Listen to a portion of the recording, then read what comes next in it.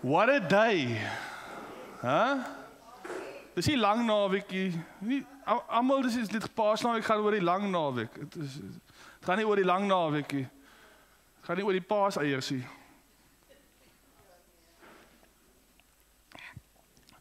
Ek is stom geslaan elke keer as ek daaraan dink. Ek kon gisteraand nie slaap nie.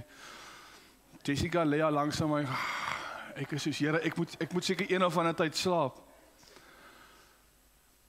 Maar ek gaan besoek die hele tyd alles in die woord. Ek gaan besoek, ek dwaal rond. Ek weet, jy weet, die kruis beteken soveel meer as wat ons net kan inlees en vir onsself vat.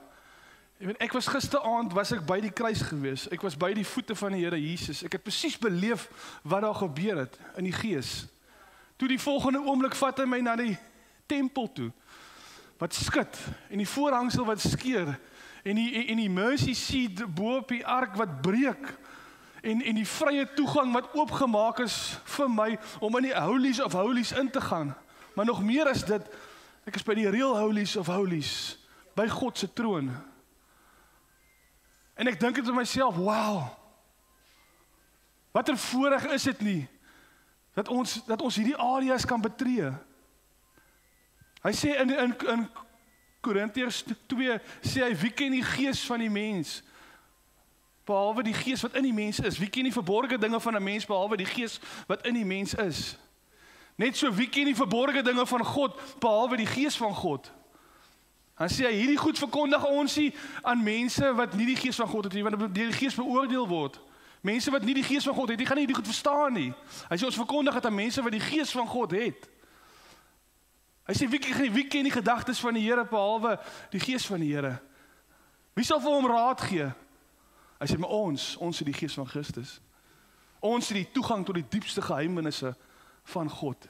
Daar het baie meer gebeur op daai kruis as wat ons dit kan sien en observeer. Dat die hele heiligdom oopgebreek vir my en jou om in te tree. En ek praat uit ervaring uit. Ek kom uit dit uit. Ek was gisteraand daar gewees. Dat ek later vir die Here sê, wow, stop, ek wil gaan slaap nou, want ek moet nog môreoggend vroeg opstaan om te kom preek. En dan wil ek weer slaap, en dan as ek my sê, soos 'n ou wat verslaaf is aan dwelms, woep, as ek weer terug. Dan gaan hang ek eers weer daar, en bekyk my aan al die goed in die heiligdom. En wat gebeur het by die kruis, en die donkerte, en die aarde wat bewe, en die voorhangsel wat skeur, ek is konstant maal ek deur daai goedes, en ek sê, wow, dat ek 'n sondaar dit kan beleef. Sondaar was, skoon gewas deur die bloed. Genade moes so groot gewees het op die aarde daai tyd. Ek meen, hier is God in die vlees, praat met die mense. In die ou dae, in die Ou Testament, het jy sommer dood neergeval. Hier stap God tussen die mense deur. En hulle kan sy woorde hoor. En hulle kan hom aanskou. Hulle kan sy heerlikheid sien. Hulle het dit geaanskou, soos Johannes sê. En niks gebeur met hom nie. Niks gebeur met jou nie. Genade onbeskryflik groot. Baie keer sal mense sê, ja, as God nou hier moet opdaag of iets, dan val ek seker mors dood. Sê ek, nee. Ek val nie mors dood nie. Ek ken hom, ek sal lankal by hom. My liggaam sal dalk voel asof dit wil ingee, want dit sal seker nie alles kan hanteer nie. En die awesomeness van dit is hy is hierso. Ons is dalk seker maar net aan die slaap om dit te sien. Ons is dalk seker net te aan die slaap of te vasgevang in ons eie gedagtes dat ons nie die waarheid kan sien as dit voor ons staan nie. As ek het die vorige keer toe ek gepreek het, toe preek ek oor Paulus wat sê, ons stryd is nie is nie met vleeslike wapens nie, maar dis geestelike wapens wat vestings kan afbreek. Kom ons lees dit gou. Ek gaan vanoggend uit die Engelse Bybel uitlees, want ek kry baie versoeke dat is, julle sing in Engels en alles is in Engels, kan ons nie my Engelse skrif ook kry nie, maar die kom baie Engelse mense, so vir die Afrikaanse mense, ek gaan Afrikaans praat. Maar kom ons lees in Engels. Kom ons lees, waar is my skrifte? 2 Korintiërs 10 vers 5. Hy sê, in as much as we refute arguments and theories and reasonings and every proud and lofty thing that sets itself up against the true, die waarheid, against the true knowledge of God, and we lead every thought and purpose away captive into the obedience of Christ Jesus, the Messiah, the Anointed One. So ons 'n konstante werk wat in ons gedoen moet word, sodat as die waarheid, as Christus Jesus voor jou staan, dat jy nie soos die Fariseërs en ek sê hierdie week Kobus van Renspreekers het gesê the Pharisees, the Sadducees, hy sê kan staan en sit soos mense van Woodensees en Sudansees. Verstaan? Dat ons actually kan sien, want hier staan Jesus Christus voor hulle en preek vir 3 jaar lank waarheid en hulle kan dit nie sien nie. Want gedagtes is nie gevangene geneem nie. Hulle was meer uit daarop om te sien wat is vals en wat is reël. Hulle het nie belang gestel in die waarheid nie. Hulle was gefokus op wat gaan die ou sê wat vals is en toe mis hulle die waarheid heeltemal. Dieselfde soos as jy gaan werk in 'n bank, dan hulle leer nie vir jou wat is 'n vals noot nie. Jy werk met die real deal, en as die vals een tussen deur jou hande verbygaan, gaan jy dadelik snap, dit is vals. Hulle leer vir jou wat is die real deal, die waarheid, die ware evangelie, die ware Christus, sodat as Christus Jesus met jou praat, dat jy nie dit sal identifiseer as alleen nie. Dis hoekom Paulus hamer daarop en sê, neem every thought captive to make it obedient to Christ Jesus. Want as jy te lank aan 'n leuen gaan sit en dink, dan gaan dit jou waarheid raak. Soos die Fariseërs, soos die skrifgeleerdes, hulle staar waarheid in die gesig en hulle dink dis 'n leuen. En dis baie van ons ook in vandag se tyd.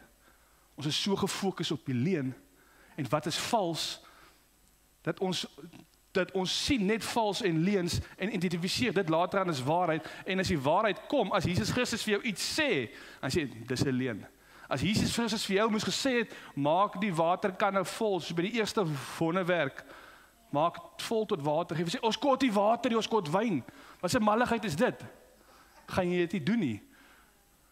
Want jy is konstant uit op valsheid, in plaas van om dit captive te neem en weer te fokus, oog gerig op Jesus Christus, die begin en die volëinder van jou geloof. Al maak dit nie sin nie, fokus jy op hom en sê ons en doen ons presies wat die koning vir ons sê om te doen. Nog 'n idee vir my toe asseblief? Anders dan gaan jy ook nie uitklim uit jou bootjie uit nie en op water loop nie, want dit gaan nie sin maak nie. Jesus sê in Johannes 14 vers 6, Jesus said to him, I am the way, the truth and the life. No one comes to the Father except through me. Jesus is die waarheid, hy is die lewe, hy is die weg. Hy sê in Johannes 8 vers 32, and you will know the truth and the truth will set you free.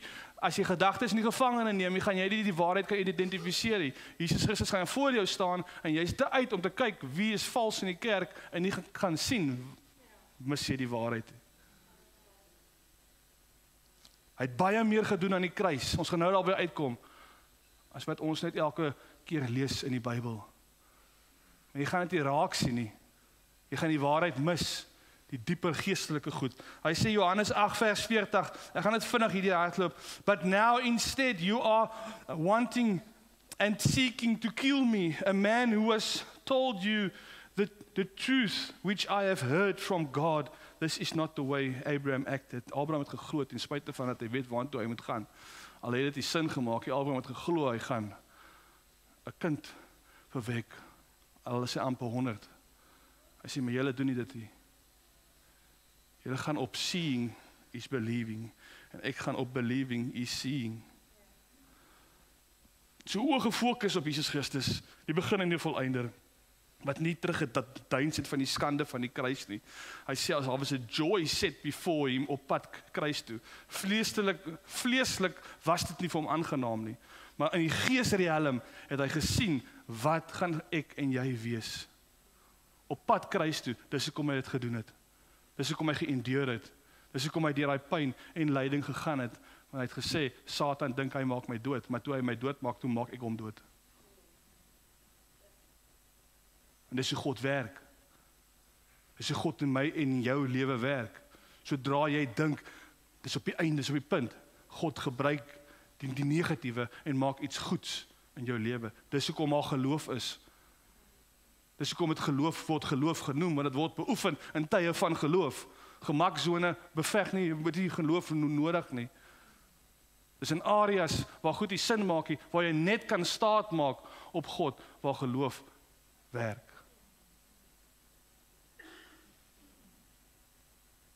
Glo jy nog aan die werk van die kruis? Glo ons nog aan, soos wat ek nou nog gebid het, wat in my gees opkom, dat as 'n groot profeet, die hoofherder, die hoofprofeet, die hoofevangelis lewe binne in my en jou. Ons weet meer van die donkerte van die wêreld as van die groot profeet wat binne in my en jou lewe. Ons is meer obses met die donkerte wat daar buite aangaan en hoe negatief die wêreld is, maar heiliglik binne in my en jou is die groot profeet, die lam en die offer, die middelaar en die lam binne in my en jou, wat konstant profeteer, wat konstant God se woord uitspreek in jou. Jy's gevul met die gees van God. Hy het opgestaan uit die dood en kan nie weer doodgaan nie. Sy kerk kan nie vernietig word nie. Jy wat in sy koninkryk is, kan nie tot niet gaan nie. Maar waarmee is jy gevul? Is jy gevul met die waarheid? Is jy gevul met die woord van God? Is jy gevul met Jesus Christus, die koning van die konings? Is jy gevul met heerskappy? Het jy 'n attitude van heerskappy in hierdie aarde? Glo ons nog wat die Here Jesus gedoen het aan daai kruis? Of dink ons maar net konstant, ek is op 'n Paasnaweek hierso, ek is nou gaan maar net nagmaal hou, dis net nog 'n ritueel wat ek gaan doen omdat ek so groot geword het. En dis my one-way ticket to heaven, as ek maar net hier kan deurkom en ek kan hemel toe gaan eendag. Dis die lewe nie, dis die lewe in oorvloed nie, dis nie waarvoor hy gesterf het nie. Hy het gesterf sodat ek en jy seuns en dogters van God kan wees. Hy het gesterf sodat ek en jy die geregtigheid van God is in Christus Jesus. In regte lyn met God. Ten spyte van hoe jy voel, ten spyte van wat jou emosies vir jou sê, ten spyte van jou veroordeling, is jy reg met God. Hy sê in 1 Petrus, you are born out of an incorruptible seed. Dis incorruptible seed. Dis God se saad waaruit jy gebore is. So wat ook al jy gedoen het, hoe ook al jy veroordeel voel, dit is nie te sprake nie. Dis nie gaan nie oor jou nie. Jy's supposed om dood te wees. Jy is gebore uit 'n incorruptible seed. Gaan kyk wat beteken incorruptible seed. Jy kan dit nie besmet nie. Jy kan nie God se liefde van jou lewe afskei nie. Hy het jou stupidity en jou sonde ingereken toe hy vir jou gesterf het. Dit wat is, dit wat was en dit wat kom. Die sonde wat was, die sonde wat is en die sonde wat kom, het hy voor gesterf. Het hy het op hom geneem.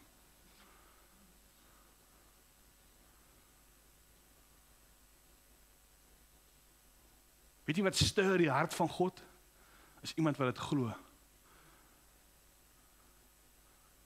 Dit stuur die hemel. Dit maak dat die hemel agter jou kom, soos Dawid ook. Hy het geweet, hy is stout.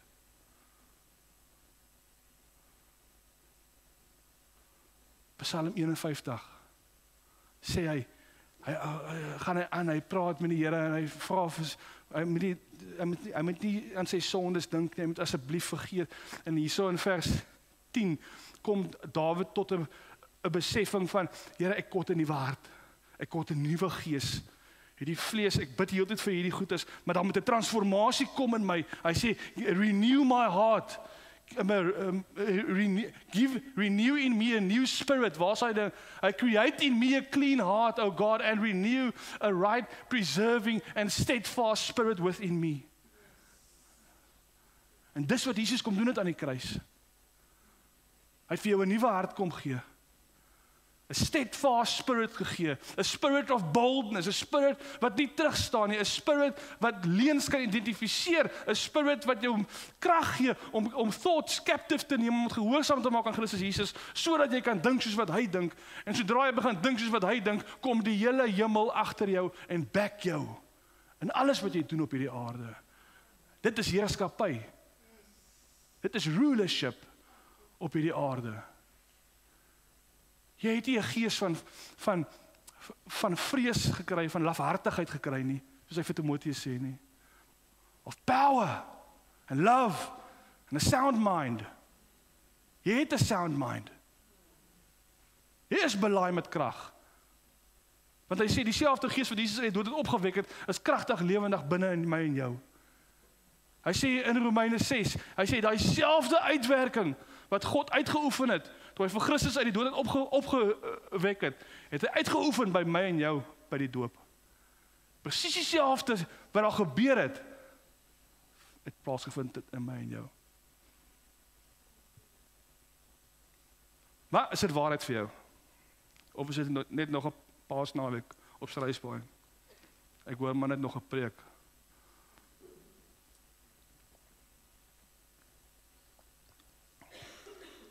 Of gaan jy die waarheid glo? For a change.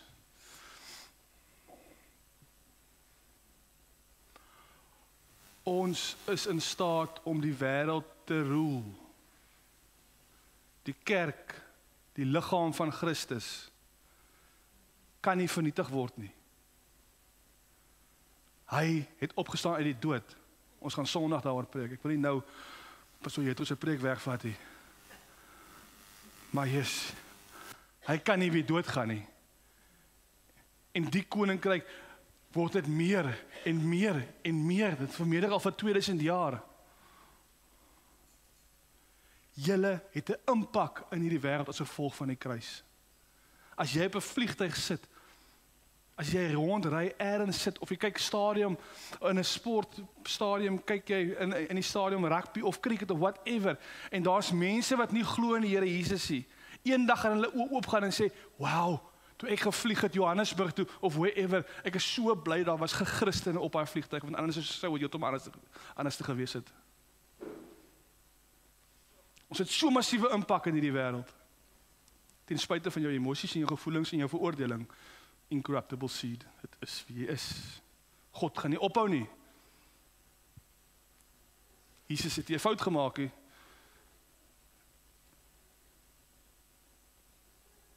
En hy gaan hom nie weer terugsit aan die kruis nie.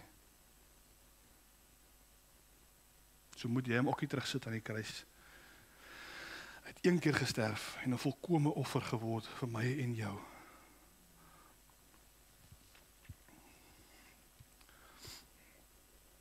Dawid het verstaan, dit is 'n hartprobleem.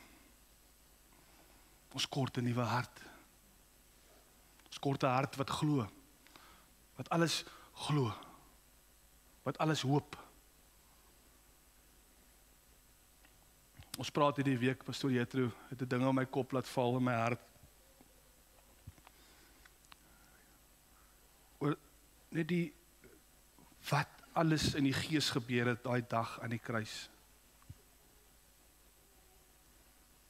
Dis een van die goed hoekom ek nie gisteraan kon slaap nie. As ek begin dink aan, as ek dit begin ontrafel van ons almal kyk altyd vas in die fisiese aspekte. Dit is indrukwekkend, glo my, dit alles te doen link op maar met wat in die gees gebeur, maar jy moet dit kan oordra die hele tyd.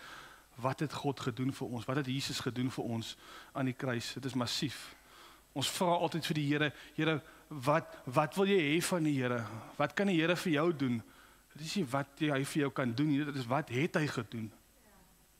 Wat het gebeur op daai kruis?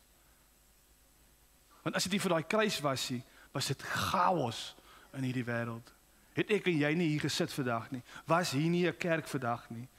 Ons sou seker teen toe aan slawe gewees het vir een of ander koning of iets, of whatever. Het sou net nagmerrie gewees het, hoe die wêreld uit mekaar uit so geval het.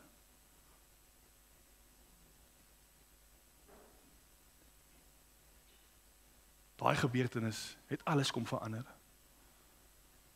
En 2000 jaar later breek mense nog steeds neer. Ek self en val op my knieë en is in awe, wow, wat die Gees in my doen. En mense word nog steeds vergewe, en mense word nog steeds gesond en genees. God beweeg nog steeds in sy Gees, is nog steeds in die kerk, en hy is nog steeds die hoof van die kerk. Dit is net asemrowend, dit kan nie gestop word nie.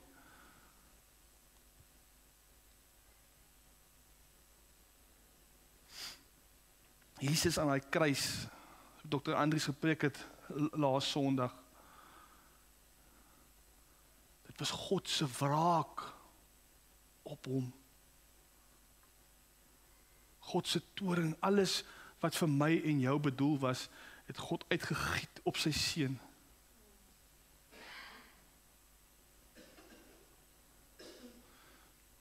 Ek en jy het nie nodig om in vrees of in angs te lewe nie.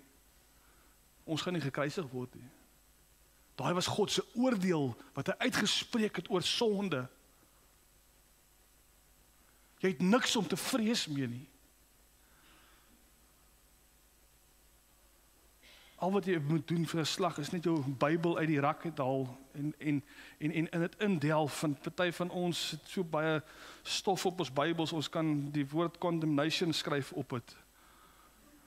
En net 'n bietjie afstof en sien.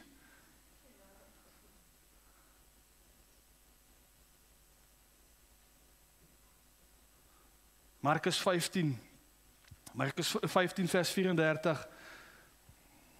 Ons het Woensdag aand by die Bybelstudie daaroor gepraat en weer net vir my 'n paar goed oopgebreek. Hy sê Jesus op die 9de uur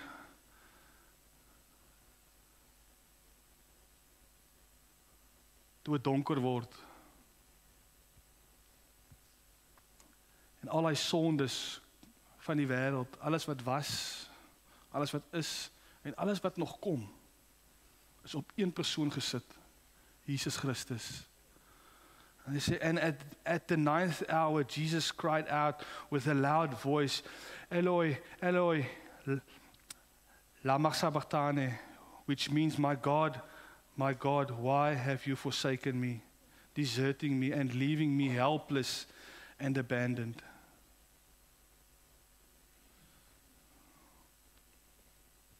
Op daai oomblik, die effek van sonde was so massief op Jesus Christus, dat hy was in 'n verlate plek gewees, hulpeloos. Die effek van sonde is nie grappies nie. Jesus het die prys betaal vir sonde, ja, jy hoef dit nie te betaal nie. Maar sonde is nie speletjies nie. Sonde in itself gaan altyd 'n betaling eis van jou. Want dit bring 'n skeiding. Maar Jesus neem alles op hom en vat daai skeiding, vat daai plek van verlatenheid op hom. In die Gees gebeur daar soveel goed, sodat ek en jy vandag hier kan sit en kan sê, die teenwoordigheid van die Here is vir my so hemel. Ek kan die presence van God voel in hierdie plek. Ek kan die presence van God voel as ek hier uitstap en die windjie waai deur my ore. As Jesus Christus nie daai plek van verlatenheid beleef het daar nie, sou ek en jy nie kon sê vandag, ons lewe in die teenwoordigheid van God nie. Sou ons nie kon sê het, maar Immanuel, God met ons nie. Had soveel meer gebeur aan daai kruis, toe hy alles op hom neem. En uitskree, Vader, Vader, waarom het U my verlaat? Sodat ek en jy dit nooit sal hoef uit te skree nie. Sodat ek en jy nooit so sal hoef te voel nie. Sodat ek en jy nooit in 'n plek van verlatenheid en eensaamheid sal hoef te verduur nie. Hy moes daardeur gaan.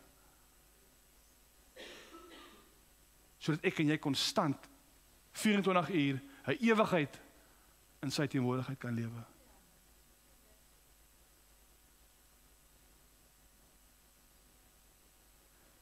Jesus besef wat sonde is op hy oomblik. Hy besef het die effek wat dit het. En hy sê, 'n mens gaan nie so kan lewe nie. Dis 'n persoon, dis 'n mens wat nog nooit gesondig het in sy lewe nie. Hy weet nie wat dit voel om te gesondig nie. Hy ken nie die gevoel van sonde op hom nie.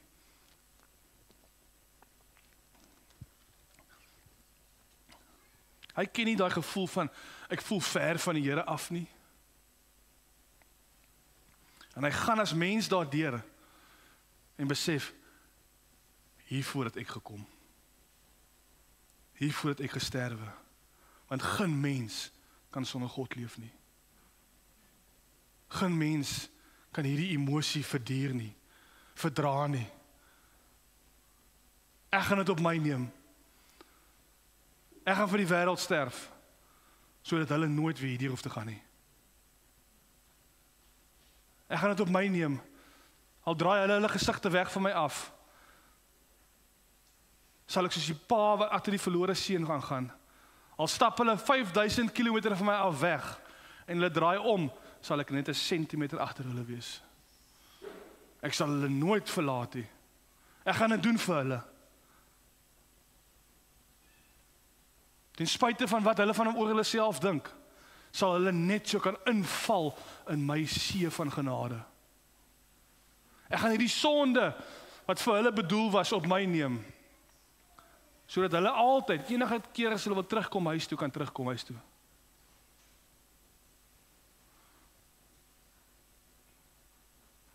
Wat 'n gebeurtenis het plaasgevind op hierdie aarde. Dit slaan my asem weg.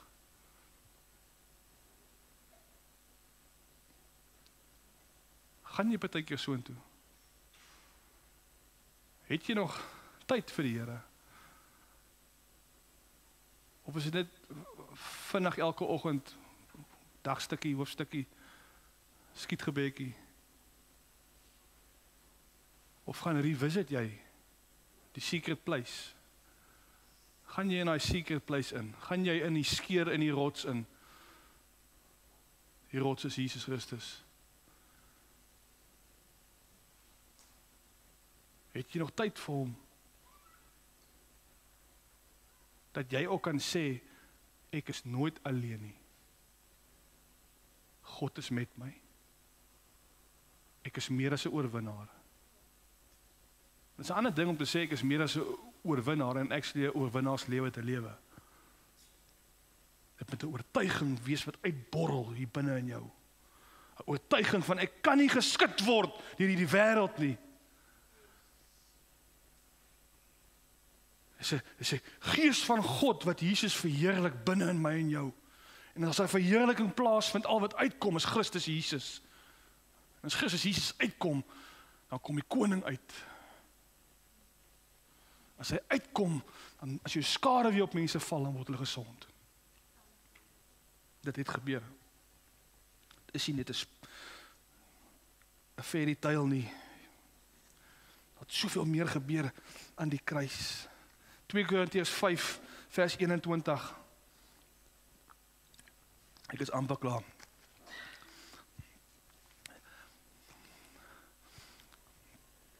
Korintiërs 5 vers 21, hy sê, for our sake he made Christ virtually to be sin, who knew no sin, and so that in and through him we might become endued with, viewed as being in and examples of the righteousness of God.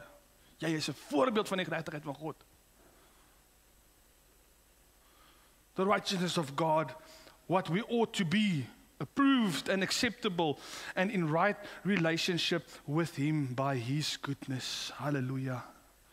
Hierdie is die gospel, hierdie is die boodskap van versoening, hierdie is die goeie nuus. Dat God kyk na Jesus, hy sê, en hy sien hom, iemand wat nooit sonde gehad het, hy sien hom as die enigste sondaar wat ooit geleef het op hy oomblik. En kyk na my en jou as die geregtigheid van God in Christus Jesus. Hy sê, he made him who knew no sin to be sin. Op hy oomblik maak hy vir hom dit. En al sy wraak word uitgegiet op Christus Jesus. Vir my en jou. Come on! Come on! Revisit daai plek vir 'n slag. Revisit die kruis. Revisit. Moenie soos 'n bederfde brokkie sit. En dit net vanselfsprekend neem nie. Dis Christus se passie die. Dis wat hy vir my en jou gedoen het. Sodat ek en jy kan lyk soos wat God lyk, Jesus Christus lyk. Hy het alles op hom geneem. Hy het hom gehanteer asof hy ek en jy moes wees.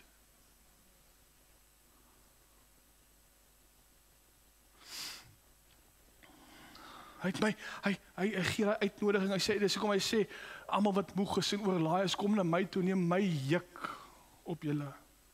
My juk is lig en sag. Dis presies wat hy gedoen het aan die kruis. Ek het my juk vir hom gegee. My juk wat swaar en my versmoor het en verstik het, hierdie juk van sonde. En hy het sy juk op my kom sit. Ek moet dit wakker raak en in dit inlewe. En sê God, kyk hier na my as 'n sondaar nie. As hy na my kyk, dan kyk hy na Christus Jesus. Imagine hoe gaan jou lewe wees as jy met so 'n mindset lewe. Imagine hoe gaan jou lewe wees as jy actually jou gedagtes captive neem en dit gehoorsaam maak aan Christus Jesus sinne en vir hom glo en sê hy het Jesus sonde gemaak sodat ek die regtigheid van God kan wees in Christus Jesus. Imagine ek kan my gedagtes so gevangene neem en actually begin glo ek sien die righteousness of God in Christ Jesus. Imagine die kerk kan dit doen. Unstoppable. Jy dink jy het probleme? Jy heers oor probleme. Jy heers oor omstandighede. Jy heers oor sonde, jy heers oor siekte. Want jy is die geregtigheid van God in Christus Jesus. Ons moet dit net glo. Hy wat die sonde geken het, het vir ons sonde geword, sodat ons die geregtigheid van God kan word in Christus Jesus. Is dit nie awesome nie?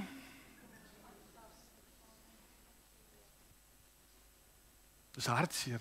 Ek kyk so 'n ding gisteraand van 'n ou pastoor, dis wit en swart, ek weet nie, ek ken nie sy naam nie. As jy die ergste sonde wat gebeur het op hierdie aarde, is die moord van Jesus Christus.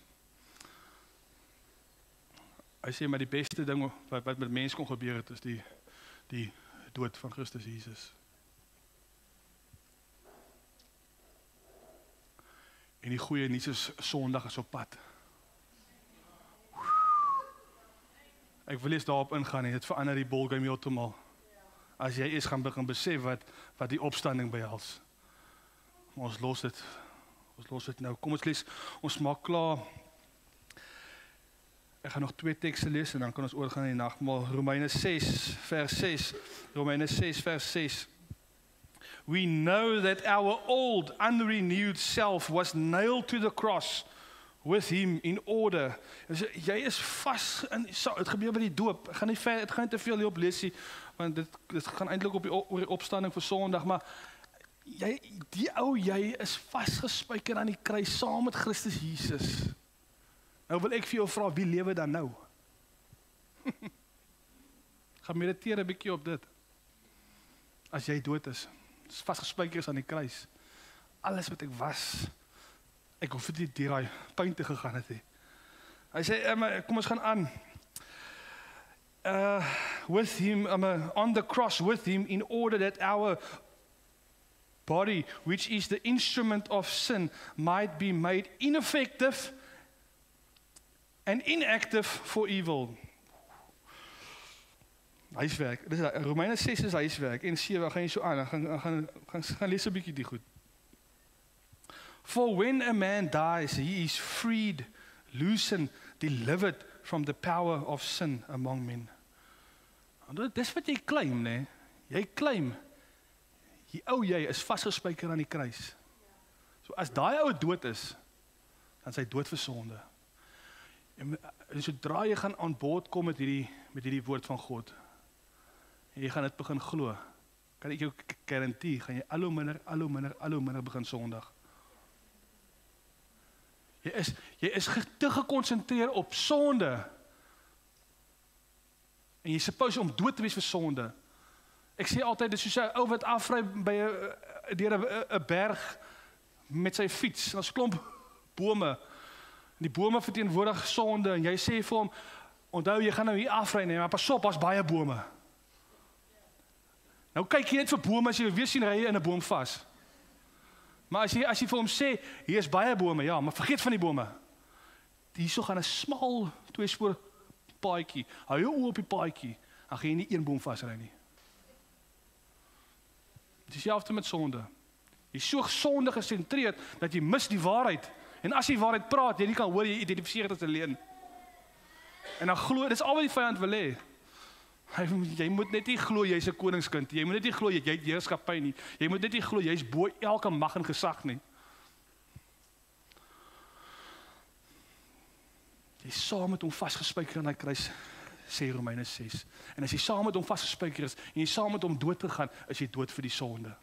Hierdie gebeurtenis, hierdie is baie groter. Ons sluit af met Kolossense 2 vers 14. Kolossense 2 vers 14. Hierdie is 'n lekker ding om te teken eintlik op 'n bord, want wat jy nou kan sien, die wet en die skrif het hy gecancel, strepe deurgetrek. Having it cancelled, blotted out, uitgevee, al die aanklagte. En toe vee sommer alles af, wiped away the handwriting of the note, the bond, with its legal decrees and demands, which was in force and stood against us, hostile to us. Die aanklag, die sonde, al die aanklaer, die vyand en al wat hy het is die sonde wat hy in die kinders van God ingooi. Hy sê ek het dit gecancel. Ek het dit uitgevee en heeltemal wiped away. This note with its regulations, the decrees and demands, yes, set aside and cleared completely out of our way by nailing it to the cross. God disarmed the principalities and the powers that were ranged against us and made a bold display and public example of them in triumphing over them in him and in it the cross. Op daai oomblik dink Satan, hier gaan Jesus net maak vir hom dood, en in daai oomblik toe maak Jesus vir Satan dood. Vat hy al sy krag, al sy mag, al sy gesag, al sy die enigste aanklag wat hy het, vat hy dit weg en hy sê ek spyker dit vas aan die kruis. As die kerk dit net wil glo nou. Satan se tande is getrek. Hy is soos 'n hond wat blaf, maar hy kan nie byt nie. Sy kop is vermorsel. Hy vader van leuns. Hy kan dit jok. Neem die gedagtes gevange en maak dit gehoorsaam aan Christus Jesus en heers oor hom. Skop hom uit by jou huis, skop hom uit jou gedagtes uit. Mishandel hom, vat 'n ketting, maak hom vas, bind hom vas en gooi hom weg. Ek raak baie kinderlik as ek kom by dit, maar ek jaag vir hom. Want hy vernietig goed, maar hy lieg. Jesus Christus het gesterf om vir ons mag te gee om oor hom te heers. Jesus Christus het die beker gedrink van God se wraak, wat ek en jy nie hoef te drink nie. En toe gee hy vir ons 'n beker hierso by die nagmaal van sy genade en van heerskappy en van krag en van genesing. As jy na die tafel toe kom, dan kom jy met die regte attitude. As jy na die tafel van die Here toe kom, dan kom jy as 'n koningskind. As jy na die tafel van die Here toe kom, dan kom jy as Here, ek is die geregtigheid van God in Christus Jesus, en jy neem hierdie liggaam van hom. Jy maak hom deel van jou lewe. In die Ou Testament, ek weet hulle het altyd ook die Paasmaal uitgevoer toe toe God hulle uit slawerny uitgelei het. Dieselfde nou, ons is vas 'n spyker aan die kruis uit slawerny uitgelei na vryheid toe, na geregtigheid toe. Moes daar altyd 'n lam op die tafel gewees het en hulle moes alles opeet wat op die tafel is. En dis presies wat hier gebeur. Die lam is op die tafel. Ek moenie net kom en 'n slukkie vat nie. Ek weet jy drink alles, maar ek praat van 'n geestelike ding. Moenie net kom en 'n stukkie van jouself gee nie. As jy kom na die tafel, toe eet alles op. Gee alles van jouself vir hom. En ontvang alles, die volheid van God op ons. It's massive. Amen. Amen. Dankie Here vir hierdie gawe. Dankie vir die voorreg om te kan sit aan u tafel. Hierdie is nie enige tafel, dit is die tafel van die Here. Here Jesus, ons prys u vir dit. Ons prys u vir die prys wat betaal is. Ek bid vir 'n openbaring in die kerk dat hierdie kruiswerk, hierdie klare werk van die kruis net meer en meer sal oopgebreek word in die liggaam van Christus Jesus. Ek sien uit na 'n kerk, die liggaam van Christus wat gaan uitstaan uit hierdie wêreld. 'n stad op 'n berg wat nie kan weggesteek kan word nie. Die lig, die sout van die aarde. Dankie Here dat u dit op ons gesit het. Ons is vir ewig dankbaar daarvoor. In Jesus naam. Amen. Amen. Pastoor, jy terug gaan vir ons die nagmaal bedien en dan gaan ons 'n liedjie sing en so aan. Halleluja. Dankie pastoor Kleinhans. Ja, as jy mooi geluister het, dan praat jy van die klaarwerk van die kruis. Dit ons hier belewe. Die klaarwerk van die kruis is beteken is afgehandel. Ons leef net in die oorvloed van dit wat die Here vir ons gedoen het. Wie is dankbaar vir die kruis? Dat ek sien, as jy dan nog wakker mense, wie is dankbaar? Wys gou vir die paande. Dankbaar vir die kruis. Amen. So ons gaan nou aan die nagmaal bedien voor ons daarby kom. Ek wil net vir jou iets lees uit Hebreërs uit. Maar voor ek dit lees, Wilma, waar sit jy? Sy wil gou iets kom lees. Gaan jy vinnig lees? Is dit Duits of Engels? Kom. Kom. Is it in the spirit? Okay.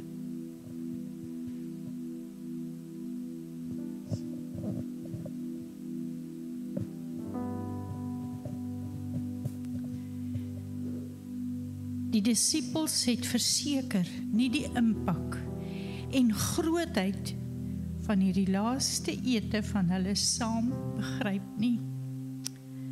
Ek bedoel, Jesus is nie net besig om sy vriende presies in te lig oor wat in die volgende paar dae met hom gaan gebeur nie.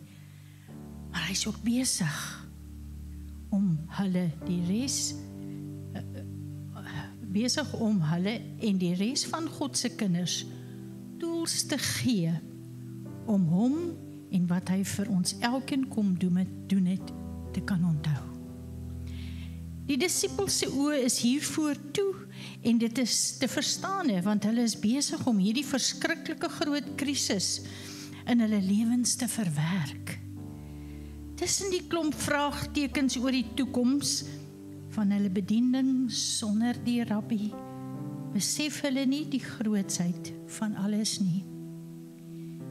Jesus weet wat aan die gebeur is, maar meer nog, Jesus weet dat mens maar te gou vergeet.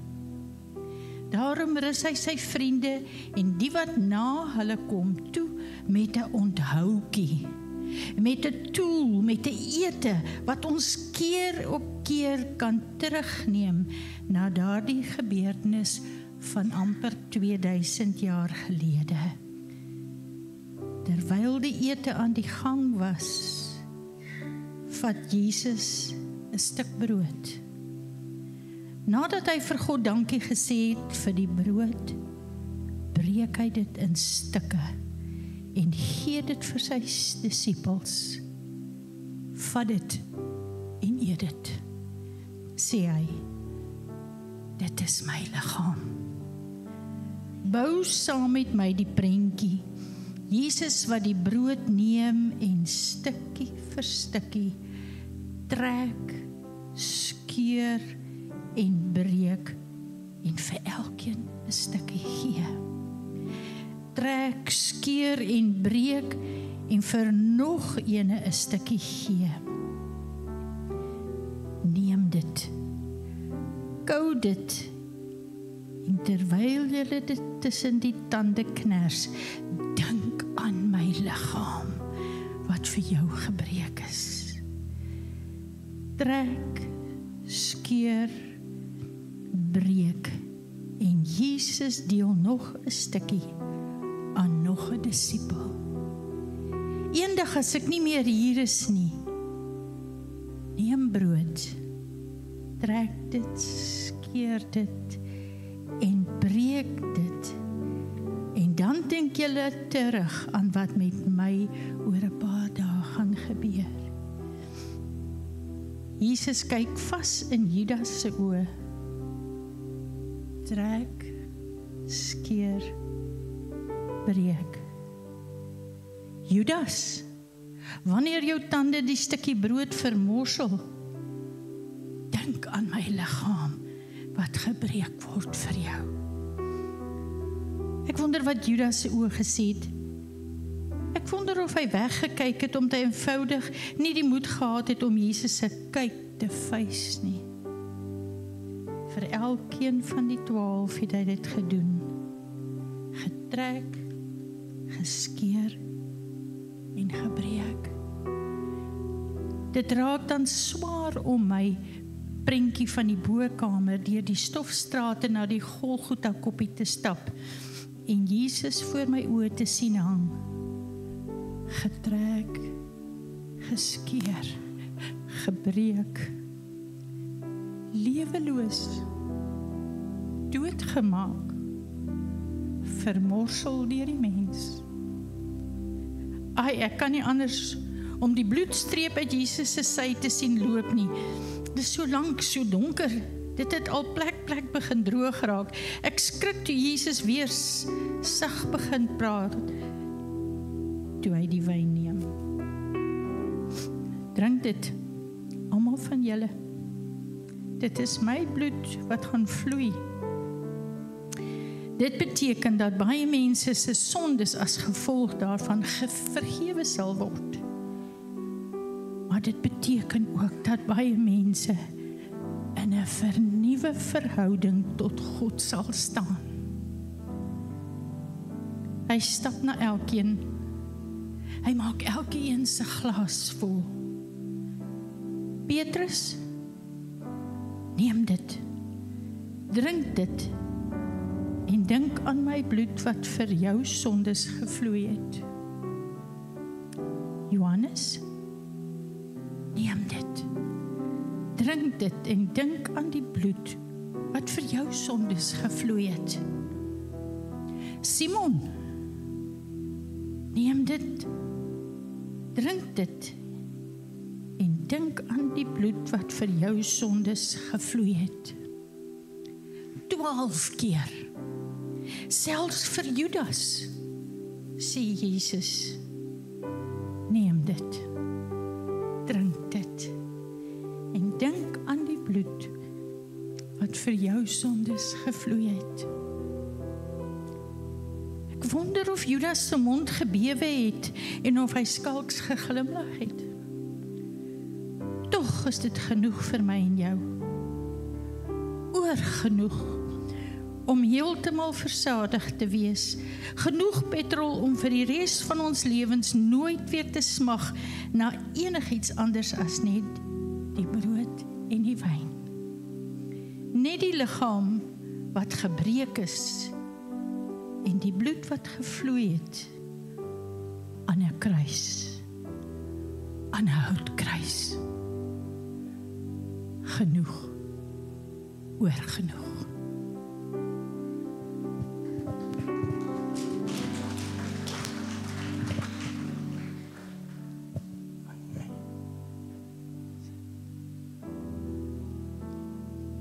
Ek gaan net so vinnig 'n paar verse vir jou lees uit Hebreërs uit. Luister maar net. Dit gaan oor die bloed van die Here. Maar hy sê, maar Christus wat opgetree het as hoëpriester, dis Hebreërs 9:11. Maar Christus het opgetree as hoëpriester van die toekomstige weldade, en deur die groter en volmaakte tabernakel wat nie met hande gemaak is nie. Dit wil sê wat nie in hierdie skepping behoort nie.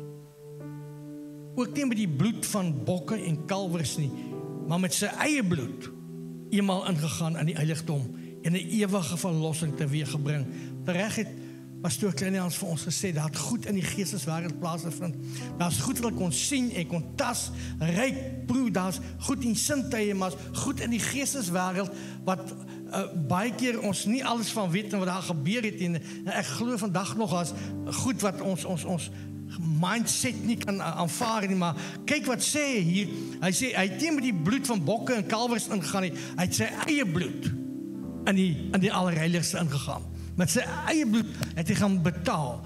Hy sê, want hierdie bloed van die stiere en die bokke was nie vir ons genoeg nie.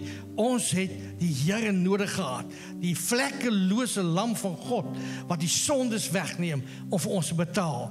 Hy sê, want Christus in vers 24, Hebreërs 9:24, want Christus het nie ingegaan in 'n heiligdom met hande gemaak nie. Soos Moses hulle het 'n handgemaakte heiligdom gehad. Hierdie is nie handgemaak nie, dis die regte plek, dis die teebeeld van die ware. Maar hy het in die hemel self om nou voor die aangesig van God vir ons te verskyn. So wanneer ek en jy vanoggend kom, wil ek hê jy moet weet, hy het met sy eie bloed ingegaan in die nie 'n nagemaakte plek soos Moses hulle se plekkie, maar 'n regte plek om voor God vir jou en my te verskyn. Kerk, toen was vanoggend baie ernstig en as net mooi luister. Dat het goed gebeur 2000 jaar terug.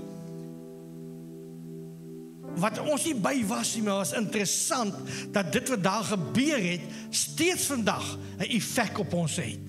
Steeds 'n effek in ons lewens het. En dat die effek is wat vir ons sê vandag. Hy het ingaan, die rede hoekom dit 'n effek het. Hy het ingegaan nie met 'n kalwers of bokke of lammers se bloed nie, maar met sy eie bloed daar verskyn. Hebreërs 10 sê vir ons hierdie ding. Hebreërs 10 vers 5 praat hy nou, sê hy so. Hy sê, daarom sê hy is die wêreld inkom, slagoffers en spysoffers wou u nie hê nie, maar iets vir my 'n liggaam berei. Brandoffers, sonoffers het u nie behaag nie. Toe het ek gesê, kyk ek kom. In die boekrol is dit vir my geskrywe, om u wil te doen, o God. So hy kom om in ons plek te sterwe, dit wat vanoggend ons gedeel het. Hy sê, na hy hier gespreek het, slagoffer, spysoffer, brandoffer, sondoffer wou u nie hê nie, het u nie behaag nie, wat volgens die wet geoffer word. Het hy hierna gesê, kyk ek kom om u wil te doen, o God.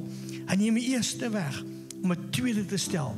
Die hierdie wil is ons geheilig deur die offer van die liggaam van Christus net eenmaal. So as ek en jy vanoggend kom aan die tafel van die Here, wil ek hê weet daar's 'n volmaakte prys betaal. Klaar betaal. Jy het niks om te betaal nie. Tereg het Pastoor Kleinhans ons gesê, hierdie ding is 'n ding wat ewig klaar gemaak is, afgehandel is, ek en jy is vergewe. Laat ek net weer gou sien voor ons in die tafel gaan, wie glo in die bloed van die lam? As jy glo in die bloed, dan sê jy, sy bloed is ek geheilig.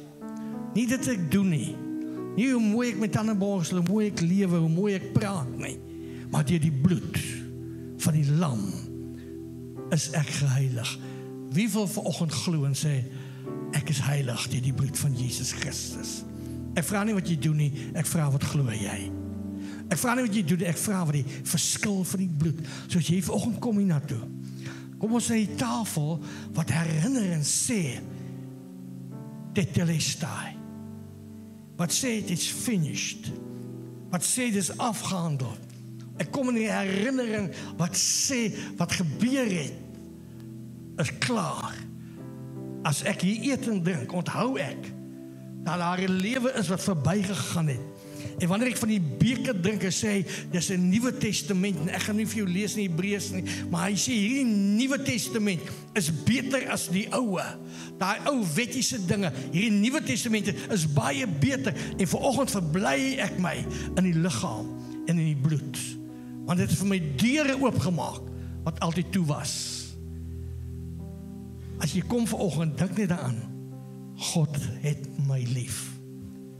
Sodat hy sy enigste seun gegee het, sodat elkeen wat in hom glo, nie verlore sal gaan nie, maar die ewige lewe sal hê. Amen. Is julle gereed om saam met die nagmaaltafel te gaan? Ons gaan bietjie anders te maak as jy dalk gewoond is. So wat ek wil vra, ons gaan begin die kant omdat ons baie is, wil ek vra dat julle agter begin, deel agter, opkom vorentoe, hier sal mense wie julle help, kom vat vir jou broodjie, vat vir jou glas, en stap jy daar na daai muur toe, en stap jy reg af tot agter, en dan gaan staan jy daar, maar moenie gaan sit nie, ons gaan net staan, ons gaan glad nie sit vandag nie, en as julle verby is, kom die volgende groep, en julle vat en loop om, en gaan staan op jou plek. Is dit reg so? Wie van julle het verstaan? Wie het nie verstaan nie? Jy het verstaan, nie? Almal verstaan my. Is julle reg? So wat sê jy? Wil julle graag die kan